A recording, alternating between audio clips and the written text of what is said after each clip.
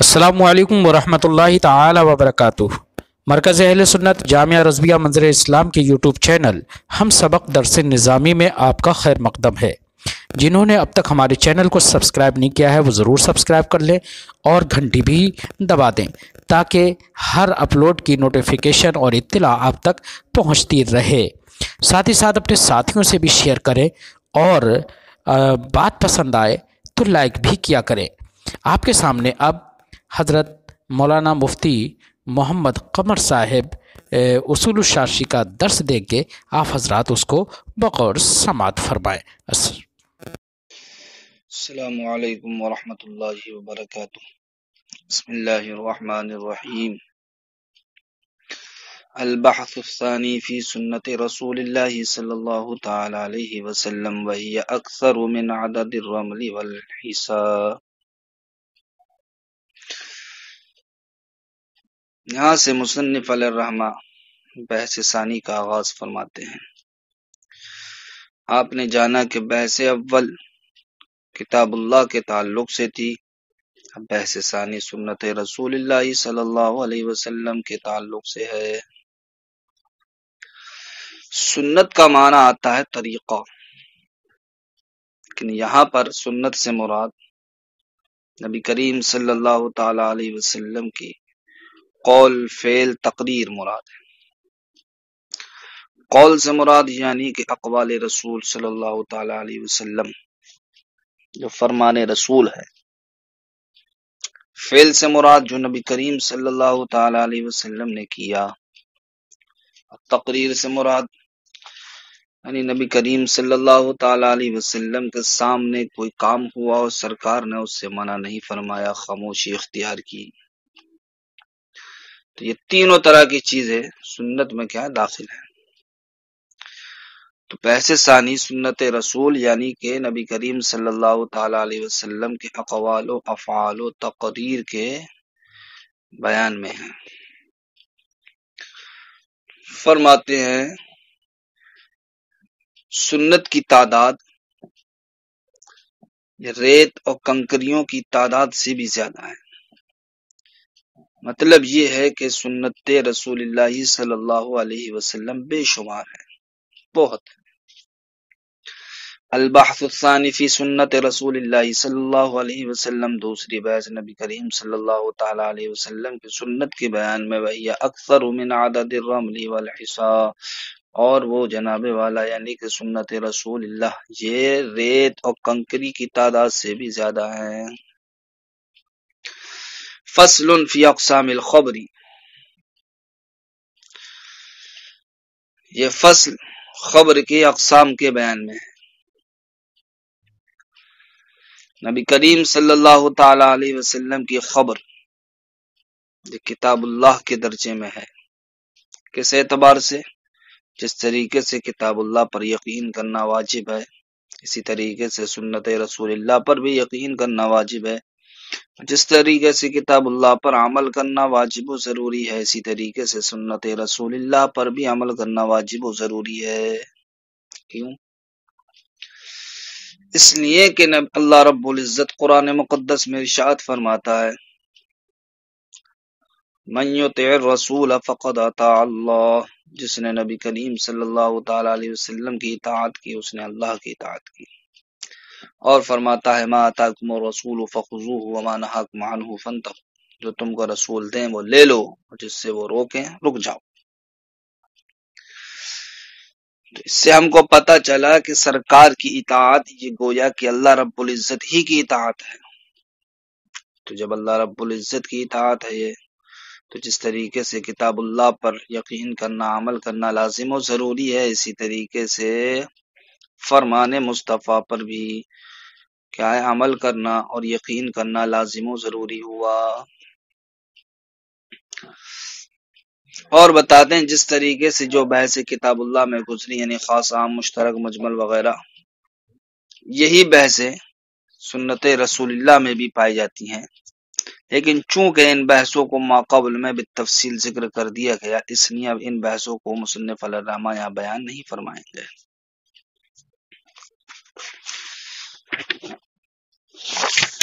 فرماتے ہیں فصل فی اقسام الخبر، یہ فصل ہے خبر کے اقسام کے بیان میں۔ خبر کس کو کہتے ہیں؟ خبر نبی کریم صلی اللہ تعالی علیہ وسلم کے قول کو کہتے ہیں۔ اور سنت کیا ہے؟ یہ عام ہے، یہ قول کو بھی شامل ہے، فعل کو بھی شامل ہے، اور تقریر کو بھی کیا شامل ہے۔ تو پہلے سنت کا لفظ استعمال کر کے تمام چیزوں کو داخل کر لیا مصنف علیہ الرحمٰن نے کہ بحث ثانی نبی کریم صلی اللہ تعالی علیہ وسلم کے قول فعل تقریر، اسی طریقے سے صحابہ کرام کے قول فعل تقریر تمام کو کیا شامل ہے۔ لیکن فصل میں خبر کا ذکر کیا، تو اب خبر کے ذکر کے بعد یہ بتانا چاہا کہ اب یہاں پر صرف اور صرف نبی کریم صلی اللہ علیہ وسلم کے قول مراد ہیں، اقوال مراد ہیں۔ یہ فصل ہے اقسام خبر کے بیان میں۔ خبر رسول اللہ صلی اللہ علیہ وسلم، نبی کریم صلی اللہ تعالی علیہ وسلم کی خبر بمنزلۃ الکتاب، یہ کتاب اللہ کے درجے میں ہے، فی حق لزوم العلم، یقین کے لازم ہونے کے حق میں، والعمل بھی، اور اس پر عمل کے لازم ہونے کے حق میں۔ کیوں؟ فإن من طاعه، اس لیے کہ جس نے نبی کریم صلی اللہ علیہ وسلم کی اطاعت کی، فقد اطاع اللہ، تو اس نے اللہ کی اطاعت کی۔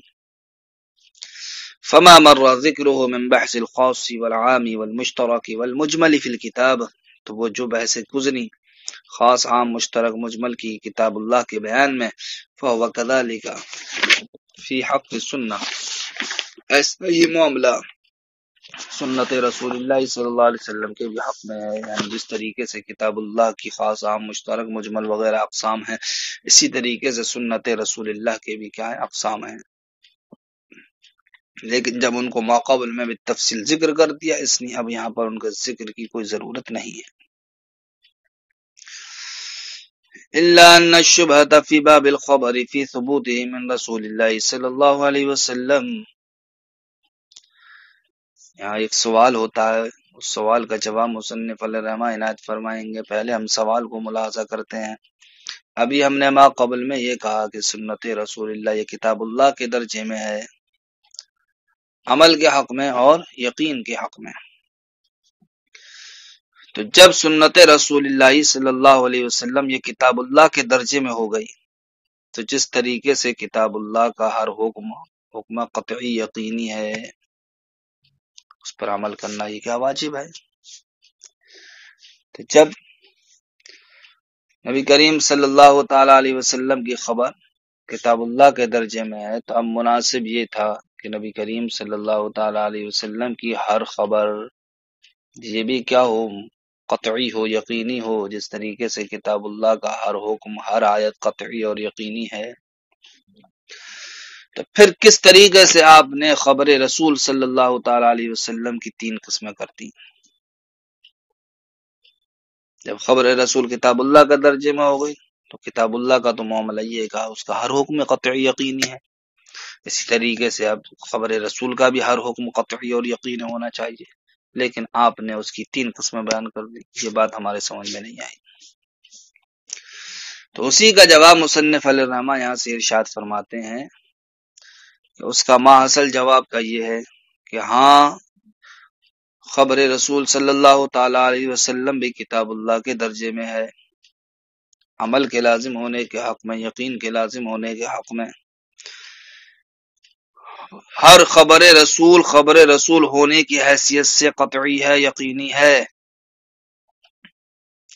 لیکن اس کے اندر شبہ آ جاتا ہے دو وجہوں سے۔ خبر رسول ہونے کی حیثیت سے قطعی و یقینی ہے، لیکن خبر رسول میں دو طرح سے شبہ آ جاتا ہے۔ ایک تو یہ ہے کہ اس کے ثبوت میں شبہ پیدا ہو جاتا ہے کہ آیا یہ نبی کریم صلی اللہ تعالی علیہ وسلم سے ثابت ہے یا نہیں، اگر ہے تو پھر کس درجے کی ثابت ہے۔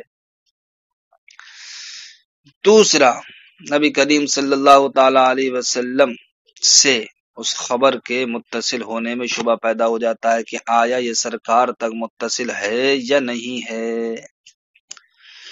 تو ان دو وجہوں کی بنیاد پر خبر رسول میں شبہ پیدا ہو جاتا ہے کہ جس کی وجہ سے خبر رسول کی تین قسمیں کرنا پڑی، ورنہ ہر خبر رسول ہونے کی حیثیت سے قطعی اور یقینی ہے۔ تو جب قطعی اور یقینی ہوئی، لہذا اب کتاب اللہ کے درجے میں ہم نے جس اعتبار سے اس کو کہا تھا، اس میں اب کوئی قباحت، کوئی پریشانی پیدا نہیں ہوئی۔ کیونکہ جس طریقے سے کتاب اللہ کا حکم قطعی یقینی ہے، اسی طریقے سے خبر رسول ہونے کی حیثیت سے قطعی اور یقینی ہے، لیکن خبر رسول کی جو 3 قسمیں ہوئی وہ اس کے ثبوت ثابت ہونے کے اعتبار سے اور اس کے سرکار سے متصل ہونے کے اعتبار سے قسمیں ہوئی، نہ کہ خبر کے خبر ہونے کی حیثیت سے۔ فرماتے ہیں اللہ ان شبہتا، مگر یہ کہ شبہ فی باب الخبر، باب خبر میں، فی ثبوت ہی من رسول اللہ صلی اللہ علیہ وسلم، اس خبر کے نبی کریم صلی اللہ علیہ وسلم سے ثابت ہونے میں ہوتا ہے، و اتصال ہی بھی، اور اس خبر کے نبی کریم صلی اللہ تعالی علیہ وسلم سے متصل ہونے میں ہوتا ہے۔ تو ان 2 وجہوں کی بنیاد پر خبر کی 3 قسمیں کرنا پڑیں۔ ولہذا المعنی صار الخبر علی 3 اقسام، اسی معنی کی وجہ سے خبر 3 قسموں پر ہو گئی۔ اس لیے کہ اب ایک خبر ایسی ہوگی کہ نہ تو جس کے ثبوت میں شبہ ہوگا، نہ جس کے اتصال میں شبہ ہوگا۔ ایک خبر ایسی ہوگی کہ جس کے ثبوت میں تو شبہ ہوگا لیکن اتصال میں شبہ نہیں ہوگا۔ ایک خبر ایسی ہوگی کہ جس کے ثبوت میں بھی شبہ ہوگا اور جس کے اتصال میں بھی شبہ ہوگا۔ لہذا یہاں پر 3 احتمال پیدا ہوئے ثبوت اور اتصال کے اعتبار سے، اس لیے مصنف علیہ الرحمٰن نے خبر کی 3 قسمیں بیان فرما دی۔ ولہذا المعنی صار الخبر علی 3 اقسام، اسی معنی کی وجہ سے خبر 3 قسموں پر ہو گئی۔ قسم صح من رسول اللہ صلی اللہ علیہ وسلم، ایک قسم تو وہ ہے جو صحیح ہو نبی کریم صلی اللہ علیہ وسلم سے، وثبت منہ، اور آپ سے ثابت ہو، بلا شبہۃ، بغیر شک و شبہ کے، وهو المتواتر، اس خبر کو کیا کہتے ہیں؟ خبر متواتر۔ وقسم فیہ ضرب شبہۃ، اور ایک قسم وہ ہے کہ جس میں ایک قسم کا کیا ہو؟ شبہ ہو، یعنی کہ یا تو اس کے ثبوت میں شبہ ہو یا اس کے سرکار سے متصل ہونے میں شبہ ہو، ایک قسم میں شبہ ہو۔ وهو المشہور، اس کو کیا کہتے ہیں؟ خبر مشہور کہتے ہیں۔ وقسم فیہ، اور ایک قسم وہ ہے کہ جس میں احتمال بھی ہو اور شبہ بھی ہو، یعنی کہ جس کے ثابت ہونے میں احتمال بھی ہو کہ آیا یہ ثابت ہے یا نہیں ہے، احتمال ہو سکتا ہے ثابت نہ ہو سرکار سے، اور جناب والا اس کے متصل ہونے میں بھی کیا ہو؟ شبہ ہو، دونوں ہی چیزوں میں کیا ہو؟ شبہ ہو، تو اس کو کہتے ہیں وہ والا حال خبر واحد۔ اب تینوں کی علیحدہ علیحدہ قسم مصنف علیہ الرحمہ بیان فرمائیں گے کہ متواتر کس کو کہتے ہیں، مشہور کس کو کہتے ہیں، اور خبر واحد کس کو کہتے ہیں۔ خبر متواتر اس خبر کو کہا جاتا ہے کہ جس خبر کو ایک جماعت نے ایک جماعت سے نقل کیا ہو، 2 4 5 لوگوں نے نہیں، بلکہ ایک جماعت نے ایک جماعت سے نقل کیا ہو، ایسی جماعت سے یا ایسی جماعت نے ایسی جماعت سے نقل کیا ہو کہ جن کا جھوٹ پر متفق ہونا یہ کیا ہو؟ عادتاً محال ہو، جن کا جھوٹ پر متفق ہونا محال ہو۔ تو جس خبر کو اتنی بڑی جماعت نے نقل کیا ہو کہ جن کا جھوٹ پر متفق ہونا عادتاً محال ہو، ان کی وہ خبر ہم تک پہنچی ہو، تو اس خبر کو کیا کہا جاتا ہے؟ خبر متواتر کہا جاتا ہے۔ اس کی مثال جیسا کہ نقل قرآنی، نبی قرآن کو منتقل کرنا، ایک جماعت نے ایک جماعت سے کیا ہے، اور وہ جماعت ایسی جماعت ہے کہ جن کا جھوٹ پر متفق ہونا عادتاً محال ہے۔ اسی طریقے سے رکعتوں کی تعداد، کہ ظہر میں کتنی ہے، فجر میں کتنی، عصر میں کتنی، مغرب میں کتنی، عشاء میں کتنی، یہ بھی ایسی خبر ہے کہ جس کو اتنی بڑی جماعت نے نقل کیا ہے کہ جن کا جھوٹ پر متفق ہونا کیا عادتاً محال ہے۔ ایسی زکوٰۃ کی مقدار، یہ بھی جناب والا اتنی بڑی جماعت سے منقول ہے کہ جس کا جھوٹ پر متفق ہونا کیا ہے؟ محال ہے۔ لہٰذا یہ چیزیں کیا کہلائیں گے؟ خبر متواتر۔ تو خبر متواتر اس خبر کو کہتے ہیں کہ جس کو ایسی جماعت نے ایسی جماعت سے نقل کیا ہو کہ جن کا جھوٹ پر متفق ہونا کیا ہو؟ عادتاً محال ہو، اور اسی حال میں وہ ہم تک پہنچ گئی۔ فالمتواتر ما نقلہ جماعت عن جماعت، تو خبر متواتر اس خبر کو کہتے ہیں کہ جس کو ایک جماعت نے جماعت سے نقل کیا ہو، لا يتصور توافقهم على الكذب، کہ جن کا جھوٹ پر متفق ہونا متصور نہ ہو، لکثرتهم، اپنے کثیر ہونے کی وجہ سے، واتصل بک ہکذا، اور اسی صورت میں اسی حالت میں آپ سے وہ خبر متصل ہو گئی۔ اس کی مثال جیسے کہ قرآن کی نقل، یعنی قرآن کو منتقل کرنا، اور اسی طریقے سے رکعتوں کی تعداد و مقادیر الزکات، و زکات کی مقدار، یہ تمام کے تمام ایسی جماعت سے منقول ہیں کہ جن کا جھوٹ پر متفق ہونا عادتاً محال ہے، لہذا یہ خبریں متواتر کہلائیں گی۔ خبر مشہور کس کو کہتے ہیں؟ خبر مشہور کہتے ہیں اس خبر کو کہ جس کا ابتدائی حصہ آحاد کا رہا ہو، یعنی کہ جس کا ابتدائی حصہ ایسا رہا ہو کہ اس خبر کو ایک جماعت نے نہیں بلکہ چند لوگوں نے نقل کیا ہو، چند لوگوں نے روایت کیا ہو، پھر اس کے بعد دور ثانی یا دور ثالث میں وہ خبر کیا ہو گئی ہو، مشہور ہو گئی، اور امت نے اس کو قبولیت کے ساتھ لیا، وہ اتنی مشہور ہو گئی ہو کہ حد تواتر کو پہنچ گئی ہو، تو ایسی خبر کو کہا جاتا خبر مشہور۔ خبر مشہور اس خبر کو کہیں گے کہ جس کا ابتدائی حصہ، یعنی کہ جس کے دور صحابہ میں نقل کرنے والے صرف مخصوص لوگوں، چند لوگ ہوں، ایک جماعت نہ ہو، لیکن وہ دور ثانی میں یعنی کہ تابعی کے دور میں یا دور ثالث یعنی تابعی کے دور میں اتنے لوگوں اس کو روایت کرنے لگے ہوں کہ جن کی تعداد تواتر کو پہنچ گئی ہو اور امت نے اس کو قبولیت کے ساتھ لیا ہو، تو اس خبر کو خبر مشہور کہا جاتا ہے۔ اس کی مثال جیسے کہ مسال الخف کی حدیث، ایسی حدیث ہے، یا مسال الخف ایسی حدیث سے ثابت ہے کہ جس حدیث کو روایت کرنے میں ابتداً چند لوگ تھے، ایک جماعت نہیں تھی، لیکن پھر دور تابعی یا تبع تابعی میں اس کے اتنے لوگ ہو گئے، گویا کہ ان کی تعداد تواتر تک پہنچ گئی، اس لیے یہ حدیث کا کہلائے گی حدیث مشہور۔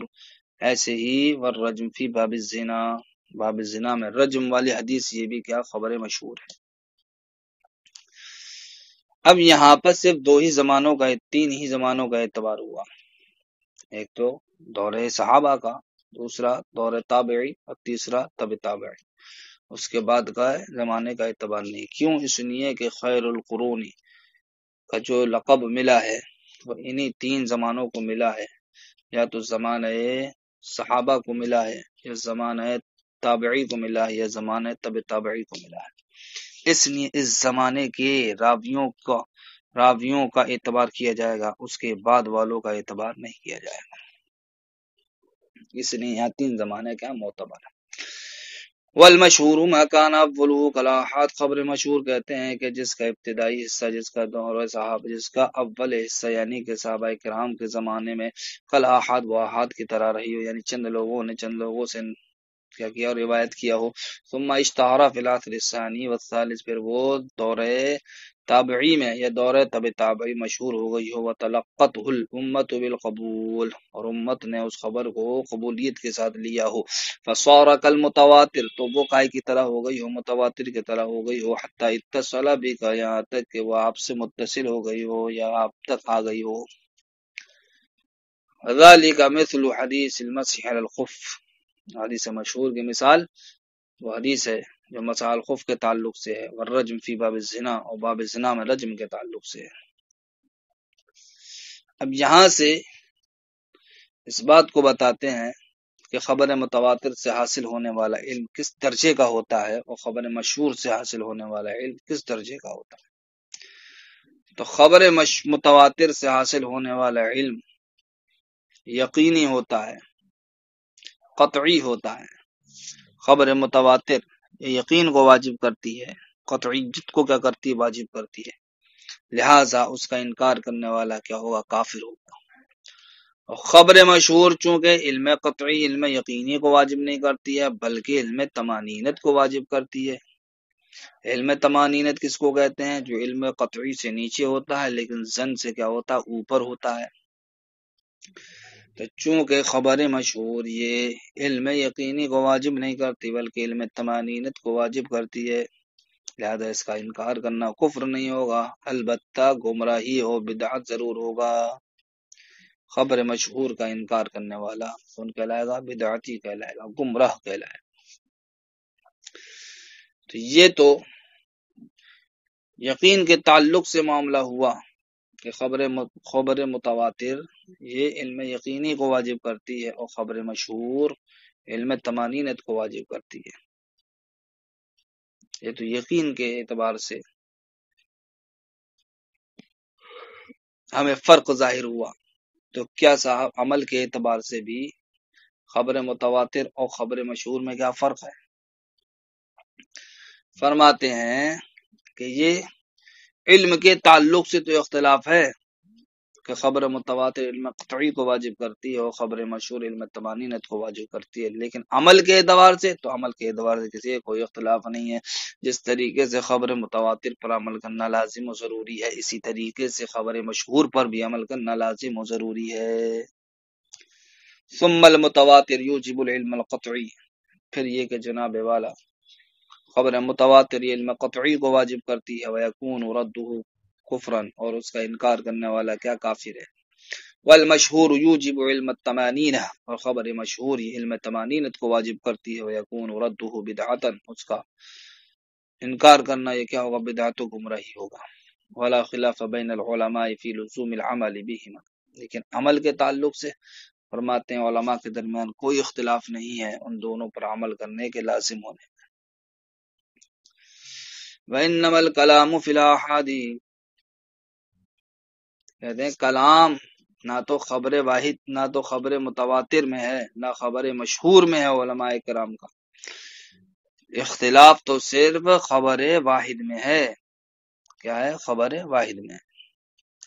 سب سے پہلے ہم خبر واحد کی تعریف کو ملاحظہ کریں کہ خبر واحد کہتے کس کو ہے۔ تو خبر واحد کہتے ہیں کہ جس کو ایک نے ایک سے نقل کیا ہو، یا جس کو ایک نے ایک جماعت سے نقل کیا ہو، یا جس کو ایک جماعت نے ایک جماعت سے نقل کیا ہو،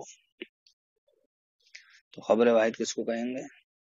اس خبر کو کہ جس خبر کو ایک نے ایک سے نقل کیا، یا پھر ایک نے ایک جماعت سے نقل کیا، یا پھر ایک جماعت نے ایک انسان سے کیا نقل کیا، ایسی روایت کردہ خبر کیا کہلائے گی؟ خبر واحد۔ خبر واحد میں تعداد کا کوئی اعتبار نہیں ہے، بس یہ ہے کہ وہ حد مشہور کو نہ پہنچے۔